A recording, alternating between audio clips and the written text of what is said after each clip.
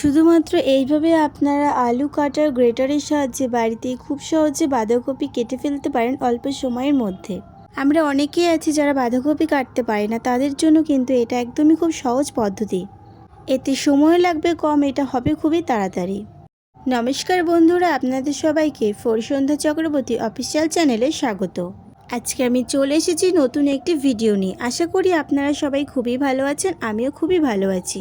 আজকে আমি কোনো রেসিপি নয়, আজকে আমি একটি অসাধারণ কিচেন টিপস আপনাদের সাথে শেয়ার করব। আজকে আমি আপনাদেরকে খুব সহজে বাঁধাকপি কাটার একটি নতুন পদ্ধতি শেয়ার করব। চলুন বেশি দেরি না করে আজকের ভিডিওটা শুরু করা যাক। প্রথমে আমি এখানে একটা ফ্রেশ বাঁধাকপি নিয়ে নিয়েছি। এরপর আপনারা চাইলে বটি কিংবা ছুরির সাহায্যে বাঁধাকপিটিকে সমান দুটি অংশে ভাগ করে নেবেন। আমি এখানে ছুরির সাহায্যে বাঁধাকপিটিকে দুটি অংশে ভাগ করে নিচ্ছি। এখানে বাঁধাকপিটিকে সমান দুটি অংশে ভাগ করে নেওয়া হয়ে গেছে। এরপর এটাকে কেটে দেখানোর পালা। এখানে আমি একটি অংশ রেখেছি এবং আরেকটি অংশ এখান থেকে তুলে নিয়েছি। আমাদের প্রত্যেকের বাড়িতে কিন্তু আলু কাটার গ্রেটার পাওয়া যায়, যেটা আপনারা বাজারে 10 টাকা দিয়ে যে কোনো দোকান থেকে কিনে নিতে পারেন। এখানে আমি একটি আলু কাটার গ্রেটার নিয়ে নিয়েছি। এরপর এর মধ্যে আমি বাঁধাকপিটিকে মাঝের অংশ দিয়ে সমানে এইভাবে ওপর নিচে করলে এটা কিন্তু সুন্দরভাবে কেটে যাবে। আলু গ্রেটার করার মেশিনে আলু চিপস কাটার জন্য কিন্তু একটি অংশ থাকে, সেখানে আপনারা বাঁধাকপিটিকে কাটলে সুন্দরভাবে এটা কেটে যাবে। দেখুন কতটা অল্প সময়ের মধ্যে আমি এখানে বেশ খানিকটা বাঁধাকপি কেটে ফেলেছি। দেখুন এটা কতটা সুন্দরভাবে কাটা হয়েছে আর খুবই সুন্দরভাবে মিহি করে ছোট ছোট করে কাটা হয়েছে। এরপর আমি বাঁধাকপির বাকি অংশটুকু সে একইভাবেই কেটে নেব।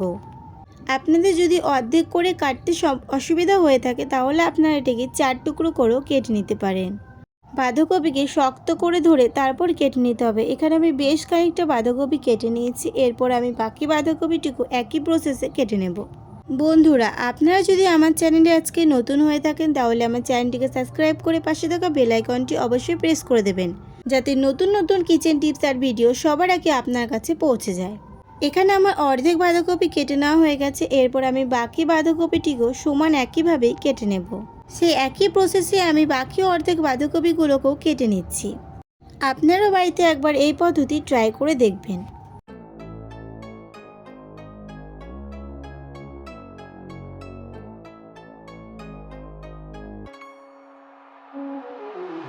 দেখুন কত অল্প সময়ের মধ্যে এখানে আমি সব বাঁধাকপিগুলো কেটে নিয়েছি।